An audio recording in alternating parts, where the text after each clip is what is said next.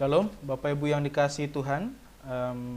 Puji Tuhan, hari ini kita bisa beribadah kembali, walaupun secara daring. Bapak Ibu dengan saya melaksanakannya di tempat yang terpisah, namun bersama-sama kita ikat persekutuan ini di dalam kasih Tuhan Yesus Kristus.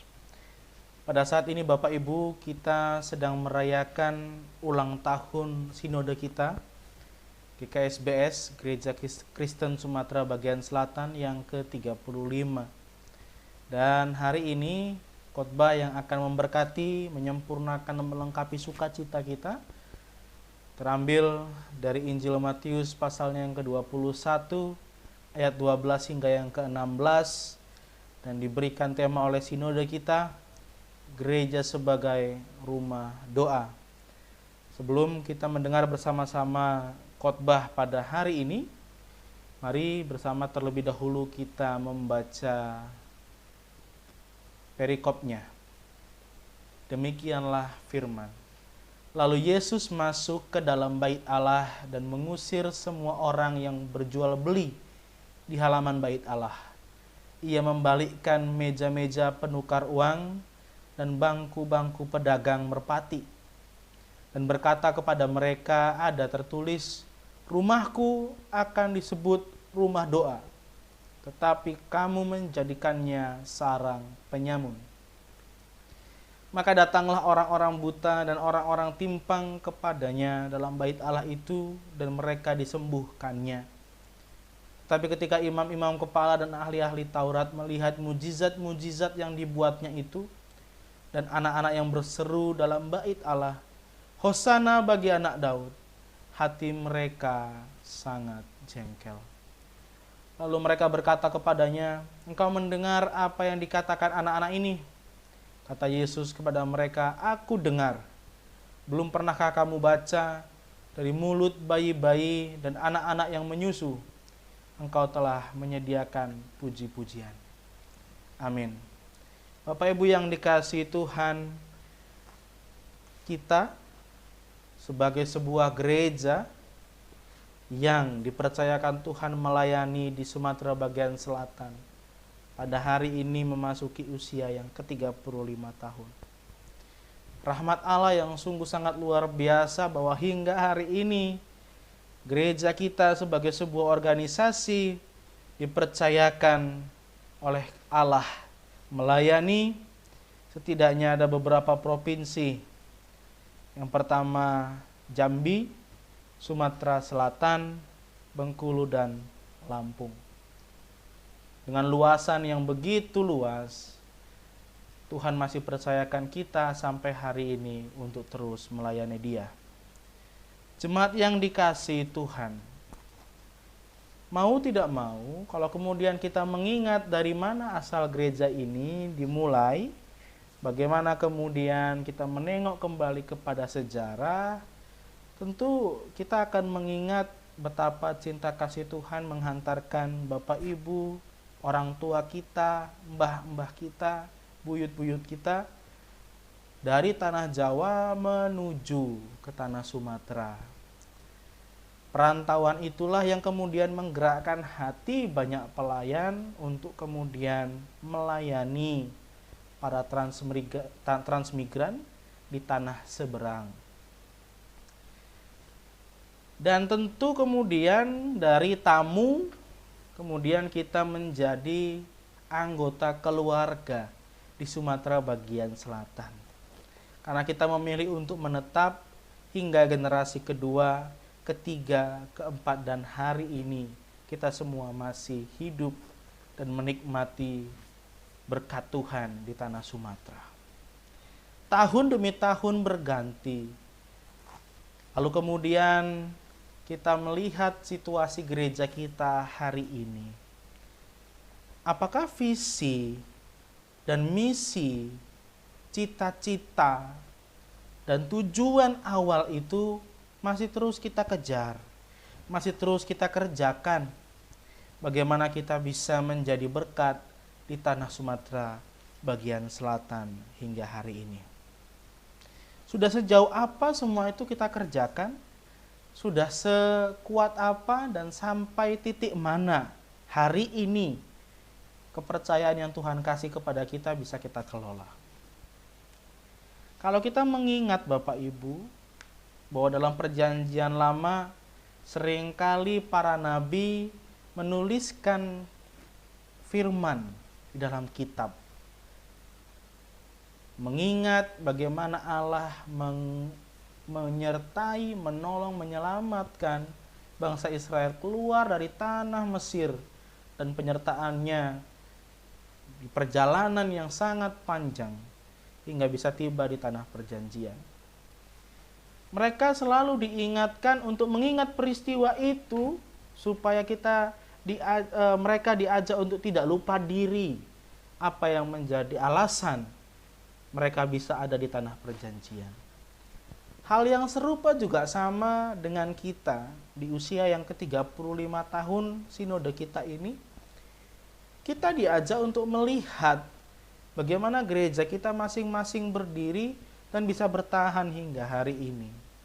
Khususnya GKSBS Bandar Mataram yang luar biasa kalau mengingat pergumulan dan perjuangan para orang tua kita, para sesepuh kita yang merintis dari satu rumah ke rumah lain, menjemput dari ladang satu ke ladang lain, yang kemudian harus rela berjalan kaki berkilo-kilometer, rela bersepeda untuk melayani satu dengan yang lain, membuka kelompok-kelompok pelayanan, dan yang kemudian dapat bertumbuh hingga hari ini. Kita sebagai generasi saat ini diajak untuk melihat semangat dan tujuan dan cita-cita awal ketika gereja kita dibentuk dan menjadi dewasa hingga saat ini. Sama seperti bangsa Israel yang selalu diingatkan tentang bagaimana Allah menyertai mereka dalam perjalanan dari tanah Mesir ke tanah Kanaan. Nah, pertanyaannya, apakah Bapak Ibu masih mengingat bagaimana cinta kasih Allah dalam perjalanan GKSBS Bandar Mataram hingga menjadi dewasa dan hingga menginjakkan kakinya hari ini dengan karya-karyanya, tentu dalam arak-arakan bersama dengan seluruh gereja yang ada di Sinode GKSBS. Bapak Ibu yang dikasihi Tuhan, perikop yang kita baca tadi menggambarkan bagaimana sangat mungkin terjadi pergeseran tujuan, pergeseran fungsi, pergeseran visi, pergeseran cita-cita dan kegunaan dari gereja. Bait Allah adalah sebuah tempat ibadah yang terpusat di Yerusalem. Dia adalah sebuah tempat ibadah yang tidak hanya sekedar menjadi tempat ibadah bagi orang Israel, tapi juga menjadi sebuah identitas, jati diri bagi mereka. Bagaimana tidak, mereka sangat percaya bahwa disitulah Allah tinggal, disitulah Allah berada, disitulah Allah berkuasa dan memerintah. Itu kenapa mereka sangat patah hati dan hancur hatinya ketika melihat pada kisah-kisah di perjanjian lama bait Allah itu diruntuhkan. Bapak Ibu yang dikasihi Tuhan, sedemikian besar cinta mereka kepada Allah dan rumahnya, tapi kemudian cinta itu bisa bergeser menjadi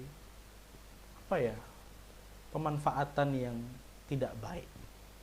Dalam kisah ini Yesus memarahi, dia menegur ketika kemudian dia menyaksikan bait Allah itu dijadikan tempat berjual beli. Dia bilang, ya rumah ini harusnya menjadi rumah doa, bukan sarang penyamun. Apa maksudnya sarang penyamun? Apakah kegiatan jual beli itu sebuah tindakan berdosa, tindakan bersalah? Tentu tidak. Nanti saya bilang seperti ini, salah berjual beli, habis itu Bapak Ibu nggak buka bazar di gereja. Boleh-boleh aja bazar. Lalu apa yang membedakan? Yang menjadi permasalahannya adalah Bapak Ibu, bait Allah itu menjadi bisnis. di mana kemudian halamannya kalau mau buka lapak di situ harus setor kepada ya imam. Tidak hanya itu, karena buka lapak harus setor, maka kemudian harga-harga juga tinggi karena harus nutupi modal kan, modal penyewaan tempat. Gimana biar terjadi sebuah ekosistem pertukaran uang di Bait Allah? Ya, Bapak Ibu kalau mengingat kisahnya, Tuhan Yesus tidak hanya memporak-porandakan kandang-kandang domba merpati, tapi juga memporak-porandakan meja-meja penukar uang. Jadi korban yang dibawa oleh umat yang bisa perjalanan 3 hari, 2 hari, seminggu, mereka bawa dari rumah dengan semangat, tentu akan kelelahan, tentu akan ada yang namanya mungkin kecapean ya, binatang berjalan gitu kan. Kalau tuannya pasti naik kendaraan toh, naik unta kan. Tapi hewan-hewan kurban ini kan berjalan. Bagi imam ini bisa ditolak dengan alasan cacat dan tidak sempurna. Jadi harus beli di halaman Bait Allah yang berdagang. Kalau beli apakah bisa langsung beli? Enggak, harus tukar dengan mata uang yang berlaku di Bait Allah. Harus tukar dengan mata uang itu. Nah, meja penukar uang lah di situ fungsinya. Maka ya namanya kalau nukar uang kan tidak 100.000 terus pecahan 10.000. Apa kita maksudnya $1 kita tukar ke rupiah senilai itu, tidak. Tapi kan ada ongkosnya. Jadi kalau seharusnya baliknya 100.000, nah, ini hanya dikembalikan misalnya 80.000 atau 70.000. Ada upahnya, jasanya. Dan itu kan memberatkan. Nah, dengan demikian ya itu yang dimaksud dengan sarang penyamun. Jadi Bait Allah yang seharusnya menjadi rumah doa menjadi sarang penyamun. Itu yang Tuhan Yesus kecewakan ya. Kenapa kok mereka itu jahat sekali gitu ya. Dampaknya apa? Dampaknya tentu orang menjadi susah kan ketika dia mau beribadah kepada Tuhan. Doa itu apa? Doa itu kan komunikasi antara Allah dengan manusia, antara manusia dengan Allah. Komunikasi. Kalau mau berkomunikasi harus keluarin duit banyak, harus beli ini beli itu, harus ngabisin harta. Ya itu kan menyusahkan umat, menyusahkan banyak orang. Pada akhirnya mereka yang seharusnya bisa dekat dengan Tuhan malah menjauh. Itu Bait Allah Bapak Ibu. Gereja juga bisa demikian. Jikalau ia tidak setia dengan tujuannya, tidak setia dengan visi misinya, tidak setia dengan cita-citanya ketika ia menjadi gereja yang dewasa. Bapak Ibu yang dikasihi Tuhan, maka haruslah kita melihat gereja juga sebagai rumah doa, tempat umat berdoa, tempat umat menyalurkan pengabdiannya kepada Allah tanpa kemudian harus dikotori dan dimanfaatkan untuk menguruk keuntungan personal, gitu. Duit persembahan yang diselewengkan lah, duit persembahan yang dicuri lah, ya. Jangan sampai itu terjadi. Kalau itu terjadi, apa yang terjadi? Apa dampaknya? Kekecewaan umat. Kekecewaan umat yang akan membuat umat menjadi patah hati dan kemudian merasa bahwa gereja itu tidak menjadi tempat yang nyaman lagi untuk berkomunikasi dengan Allah. Apakah GKSBS Bandar Mataram hari ini masih menjalani visi dan misinya untuk terus memenuhi panggilan Tuhan, panggilan gereja sebagai garam dan terang bagi dunia? Atau jangan-jangan visi itu sudah hilang?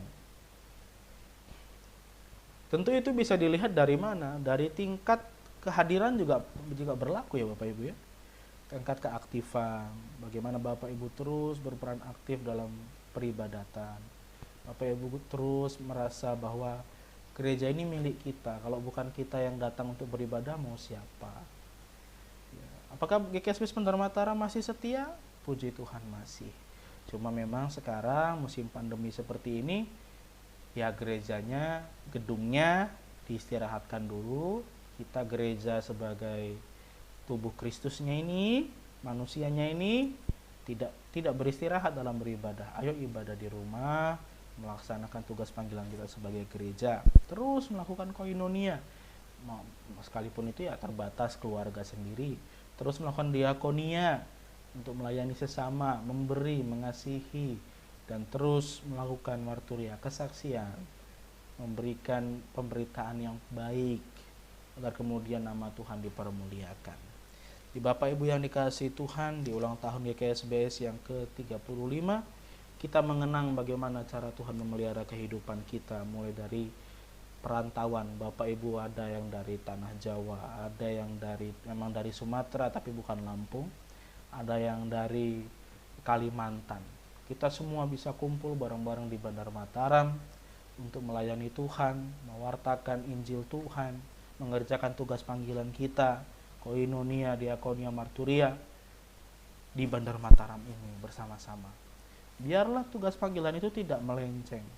Setiap anggota mengerjakan bagiannya masing-masing, dan biarlah nama Tuhan senantiasa dipermuliakan, dan biarlah sinode kita senantiasa bisa berumur panjang, setia di dalam tugas panggilannya berkarya di Sumatera bagian selatan, hingga nanti Tuhan Yesus datang kedua kali. Tetap kerjakan panggilanmu, Tuhan Yesus memberkati kita. Amin.